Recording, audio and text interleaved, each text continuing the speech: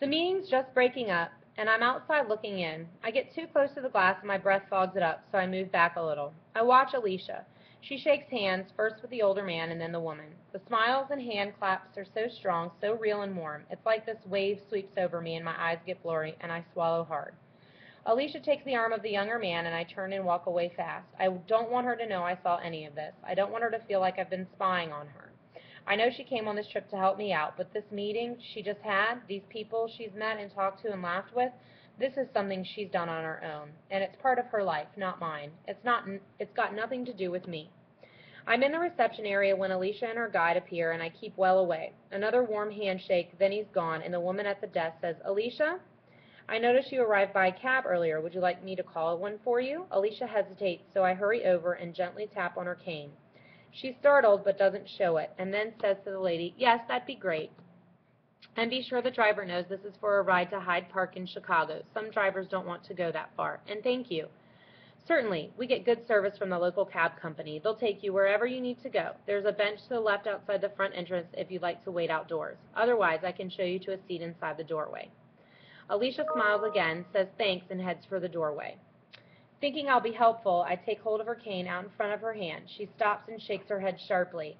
I pull my hand away and then follow her outside. I wait until she's found the bench and sits down. No one's near, so I say I got in, and I printed out a long list of names. "Can I put it in your backpack?" Alicia nods, swings the back off her back, and unzips the main compartment, holding it up. There in the bag I can see the thick blue folder that she had in the conference room. I glance around, take a list from under my arm, and drop it in. Alicia feels it hit the backpack, so she pulls the zipper closed, swings the bag behind her, and loops the straps back over her shoulders. She whispers, "So you got something?" And I whisper back, "Yeah." The cab that arrives has no divider between the front and back seat, so I can't talk to Alicia. There's nothing to do but settle back in the seat and look out the window. The outer highways aren't too crowded, but when we get closer to O'Hare, everything bogs down. The cab is crawling through afternoon traffic. I'm 3 feet away from two other people, and I can't talk to either of them. I've never felt this alone. And the worst part is that Alicia seems perfectly content not to talk. She seems glad that she doesn't even have to try. The driver looks up into his mirror and says, "My sister, she works at Sears out in Rockford. Good company, you know, good benefits." Alicia nods and smiles, then turns her face toward the window. The cabbie makes a few other attempts to get a conversation going, but Alicia just nods or murmurs a little, so the guy gives up and punches up a country station on the radio. It's a slow ride home. It's almost 3, and right on schedule, the cab arrives at my house. I've got the list of names stuffed back under my arm. The driver puts the car into park and says, "That'll be $58, miss." Alicia pushes her door open, and I scramble out. Then I lean back inside, and I whisper, "Call you later, and thanks."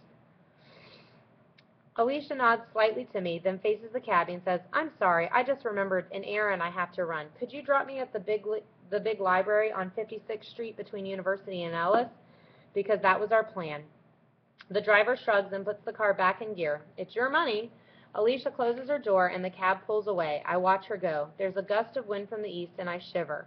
I turn to go inside, and I feel like something has ended, or maybe begun, or maybe both.